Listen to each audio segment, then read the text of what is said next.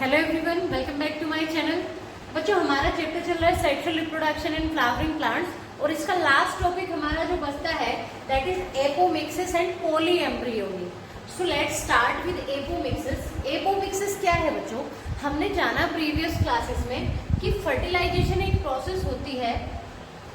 ये क्या है हमारा कार्पेल या पिस्टल, फीमेल रिप्रोडक्टिव पार्ट, और उसमें यहाँ नीचे ये वाला पार्ट क्या है? ओवरी, और ओवरी के अंदर क्या होता है? ओव्यूल, और ओव्यूल के भी अंदर यहाँ पर क्या है? Embryo sac. Embryo sac. और इस एम्ब्रियो सैक की स्ट्रक्चर भी हमने जानी कि यहाँ पर 3 सेल्स होती हैं, एंटीपोडल सेल्स, यहाँ पर एक सेंट्रल सेल होती है, और यहाँ इसके पास 2 न्यूक्लियस होते हैं, पोलर न्यूक्लियाई, और यहाँ पर 3 सेल है हमारी, एक एग सेल और 2 सिनर्जिक सेल्स। तो ये क्या है? और स्टिग्मा। जब पोलन ग्रेन यहाँ आते हैं और पोलन ग्रेन से ट्यूब ग्रो करती है और वो ट्यूब लेके आती है 2 मेल गैमेट्स को, तो फर्टिलाइजेशन होता है एक मेल गैमेट का एग सेल के साथ, और तब बनता है जाइगोट, और जाइगोट से बनता है एम्ब्रियो, और ओव्यूल से बनता है सीड, और ओवरी से बनता है फ्रूट। बट कुछ केसेस में क्या होता है कि बिना फर्टिलाइजेशन के ही सीड या एम्ब्रियो बन जाता है। जब कभी कुछ प्लांट्स में बिना फर्टिलाइजेशन हुए क्या बन जाए? एम्ब्रियो बन जाए या सीड बन जाए, उसको बोलते हैं एपोमिक्सिस बच्चों। मींस ये सारी प्रोसेस ना होके क्या होगा? ये जो एग है बच्चों, ये कैसे बनता है? एग मदर सेल से मियोसिस डिवीजन होके बनता है। एग जो होता है या पोलन ग्रेन में जो मेल गैमेट होते हैं वो कौन से डिवीजन से बनते हैं? मियोसिस से। इनकी जो मदर सेल है, एग मदर सेल, उसमें कौन सा डिवीजन होता है? मियोसिस, यानी रिडक्शन डिवीजन। मियोसिस या फिर रिडक्शन डिवीजन होता है जिसमें क्रोमोसोम का नंबर हाफ हो जाता है और ये हैप्लॉइड हो जाते हैं। बट इस केस में क्या होगा? एग जो है वो बिना रिडक्शन डिवीजन के बनेगा और क्या होगा? डिप्लॉइड होगा। डिप्लॉइड एग सेल होगी, मींस 2n होगी, और उसी से क्या बन जाएगा? एम्ब्रियो बन जाएगा। जब कभी एग सेल बिना रिडक्शन डिवीजन के बनेगी, एग जो है वो रिडक्शन डिवीजन ना करे और अकेला ही, अब वो रिडक्शन डिवीजन नहीं कर रहा है तो 2n कंडीशन में है, डिप्लॉइड है, क्योंकि प्लांट की स्पोरोफाइट यानी मेन प्लांट बॉडी जो है एंजियोस्पर्म की, फ्लावरिंग प्लांट की कैसी है? डिप्लॉइड है। तो सारी सेल्स क्या है? डिप्लॉइड है। लेकिन एग सेल और गैमेट्स क्या? मियोसिस डिवीजन करके हैप्लॉइड हो जाते हैं। तो ये हैप्लॉइड नहीं हुआ, डिप्लॉइड ही रहा एग सेल, और यही डेवलप होकर क्या बना ले? एम्ब्रियो बना ले। मींस जाइगोट ना बने, कोई फर्टिलाइजेशन ना हो, मेल गैमेट की जरूरत ना हो, और सीधा क्या बन जाए? एम्ब्रियो बन जाए डिप्लॉइड एग सेल से। उसको बोलते हैं एपोमिक्सिस, और ये टर्म देने वाले पहली बार कौन थे? रिंकलर थे। सिग्निफिकेंस क्या है बच्चों इसका? हाइब्रिड सीड्स इस तरह से ग्रो कराए जा सकते हैं, बिकॉज वैसे हाइब्रिड सीड्स जो है वो क्या है बच्चों? हमने किन्हीं 2 प्लांट के या अपने डिजायरेबल कैरेक्टर किसी प्लांट में हम ले आए। अब अगर सेक्सुअल रिप्रोडक्शन कराएंगे, फर्टिलाइजेशन कराएंगे, मियोसिस डिवीजन होगा, तो क्या होगा? जो कैरेक्टर्स हम लाए हैं हाइब्रिड में उनके सेग्रीगेट होने के चांसेस हैं। सेक्सुअल रिप्रोडक्शन में वेरिएशन होने के, उन कैरेक्टर्स के सेग्रीगेट होने के चांसेस हैं। और इस तरीके से जिसमें फर्टिलाइजेशन भी नहीं हो रहा है, मियोसिस भी नहीं हो रहा है, तो इस तरीके से अगर हम डिप्लॉइड एग से सीधा एम्ब्रियो बना देंगे तो हाइब्रिड के जो कैरेक्टर्स हैं उनको हम मेंटेन रख सकते हैं generation to generation. Now the next and last topic of this chapter is polyembryony बच्चों। पॉलीएम्ब्रियोनी क्या है? नाम से ही समझ में आ रहा है, पॉली मीन्स मोर देन 1, और एम्ब्रियो मीन्स एक ओव्यूल के अंदर, this is ovary, and ovary के अंदर ये ओव्यूल, और ओव्यूल के अंदर एक क्या रहता है? Embryo sac. और एक एम्ब्रियो सैक में हमने अब तक जाना कि एम्ब्रियो सैक में यहाँ एग होता है, या तो वो फर्टिलाइजेशन करके किसके साथ? मेल गैमेट के साथ जाइगोट बनाता है, और जाइगोट से क्या बन जाता है? एम्ब्रियो। तो एक एम्ब्रियो पड़ा हमने एक ओव्यूल में, बट जब इसी के अंदर एक ही ओव्यूल के या एक ही सीड के, क्योंकि ओव्यूल से फ्यूचर में क्या बनेगा? सीड बनेगा। सो एक ओव्यूल में या एक सीड में जब एक से ज्यादा एम्ब्रियो हो, उस कंडीशन को बोलते हैं पॉलीएम्ब्रियोनी। अब बात ये आती है कि ये एक से ज्यादा एम्ब्रियो आएंगे कैसे? एक एम्ब्रियो तो कैसे बनता है? एग से और मेल गैमेट के फ्यूजन से क्या बनता है? जाइगोट। एग और मेल गैमेट आया, उसके फ्यूजन से क्या बना? जाइगोट, और जाइगोट से बन जाता है एम्ब्रियो।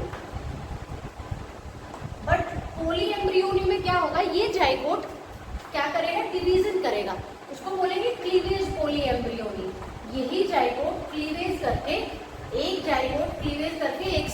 क्या बना लेगा, एम्ब्रियो बना लेगा। एक कंडीशन तो ये थी। सो इस बेसिस पर भी ये दो तरह की होगी, ट्रू पोली एम्ब्रियोनी और false poli embryony.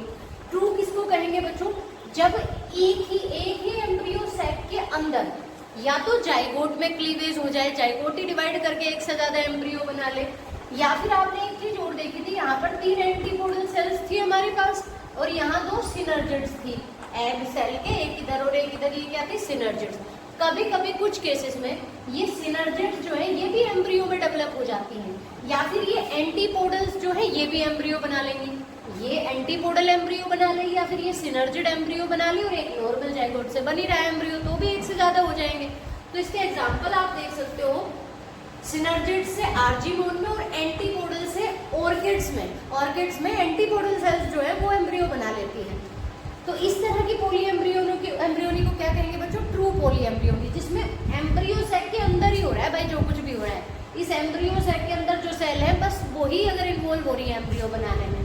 But false या एडवांसिस पोली एम्ब्रियोनी में क्या होगा, एम्ब्रियो सैक के बाहर की कोई सेल, इस एम्ब्रियो सैक के बाहर की कोई सेल, जैसे न्यूसेलस की कोई सेल, एम्ब्रियो सैक के बाहर न्यूसेलस प्रेजेंट होता है, उसकी किसी सेल से अगर क्या डेवलप हो जाए, एम्ब्रियो डेवलप हो जाए, यहाँ न्यूसेलस है वो आए यहाँ और एम्ब्रियो सैक में आके अपना एक एम्ब्रियो बना के दे दे, इसकी कोई सेल्स क्या बना ले, एम्ब्रियो बना ले, तो एक एम्ब्रियो इसका हो गया, एक या दो इससे आ गए तो फिर भी बहुत सारे एम्ब्रियो हो गए। तो ट्रू और फॉल्स में दोनों में मेन डिफरेंस क्या है, जब एक ही एम्ब्रियो सैक के अंदर बने बहुत सारे एम्ब्रियो तो वो ट्रू, और जब बाहर से एम्ब्रियो सैक के बाहर से कोई सेल इन्वॉल्व हो जाए एम्ब्रियो बनाने में तो फॉल्स या एडवांसियस पोली एम्ब्रियोनी। इसका एग्जांपल है बच्चों स्ट्रॉबेरी या फ्रेजेरिया। एक सबसे पहले ल्यूवेनहॉक ने, एंटोनी वॉन ल्यूवेनहॉक ने पोली एम्ब्रियोनी को ऑब्जर्व किया था और किन प्लांट्स में, सिट्रस में, मीन्स ऑरेंज में इन्होंने या और सिट्रस फ्रूट्स में इसको देखा था पहली बार। हेबरलैंड एक साइंटिस्ट थे बच्चों, उन्होंने एक थ्योरी दी, मैक्रो हार्मोन थ्योरी। उन्होंने इस पोली एम्ब्रियोनी को एक्सप्लेन करने के लिए एक थ्योरी दी थी, मैक्रो हार्मोन थ्योरी। ये क्या कहती है बच्चों कि न्यूसेलस की कुछ डीजनरेटिव सेल्स होती हैं, न्यूसेलस की जो एम्ब्रियो सैक के बाहर हमारी स्ट्रक्चर है जिसके अंदर फूड रिजर्व रहता है, जिसके बारे में हम पहले पढ़ चुके हैं, न्यूसेलस जिसके पास फूड रिजर्व रहता है और ये एम्ब्रियो सैक के बाहर है, इसी की कुछ डीजनरेटिव सेल्स हार्मोन रिलीज करती है जिनको नेक्रो हार्मोन बोलते हैं। क्या बोलते हैं, नेक्रो हार्मोन, और वो हार्मोन इंड्यूस करते हैं किसको, पोली एम्ब्रियोनी को।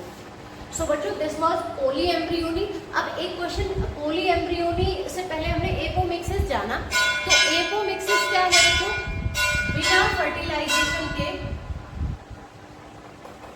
एक क्वेश्चन आपके माइंड में यह आ सकता है कि एपोमिक्सिस और उससे पहले एक हमने टॉपिक पढ़ा था पार्थिनोकार्पी, तो दोनों में डिफरेंस आपसे कोई पूछे तो आपको पता होना चाहिए। एपोमिक्सिस तो क्या है, बिना फर्टिलाइजेशन के सीड का या एम्ब्रियो का बनना, और पार्थिनोकार्पी क्या था, बिना फर्टिलाइजेशन के फ्रूट का बनना। बट वहाँ सीड या ओव्यूल नहीं बनता था, सीड एम्ब्रियो नहीं बनता था, वहाँ केवल फ्रूट बनता था। हार्मोनल इंड्यूस, हार्मोन से हम हार्मोनल इंड्यूस करके क्या कर देते हैं, हार्मोन की एंट्री करा के इसको सीधा ओवरी को राइपन कर देते और उससे क्या बन जाता, फ्रूट बन जाता। लेकिन वहाँ फर्टिलाइजेशन नहीं हुआ, वहाँ बिना फर्टिलाइजेशन हुए अंदर सीड या एम्ब्रियो भी नहीं बना। बट एपोमिक्सिस में क्या होता है, सीड बनता है या एम्ब्रियो बनता है बिना फर्टिलाइजेशन के। तो डिफरेंस याद रखेंगे। एपोमिक्सिस में क्या था, diploid egg cell, egg cell only egg से, बिना मेल गैमेट के साथ फ्यूज हुए एग सेल से ही क्या बन जाता था, हमारे पास एम्ब्रियो बन जाता था। और पार्थिनोकार्पी में एम्ब्रियो का कोई रोल नहीं है, एम्ब्रियो नहीं बनेगा, सीड नहीं बनेगा, केवल फ्रूट बनेगा। सो बच्चों इस टॉपिक के साथ हमारा ये चैप्टर कंप्लीट हुआ। नेक्स्ट वीडियो में हम नेक्स्ट चैप्टर लेकर आएंगे, तब तक के लिए पढ़ते रहिए, खुश रहिए, थैंक यू।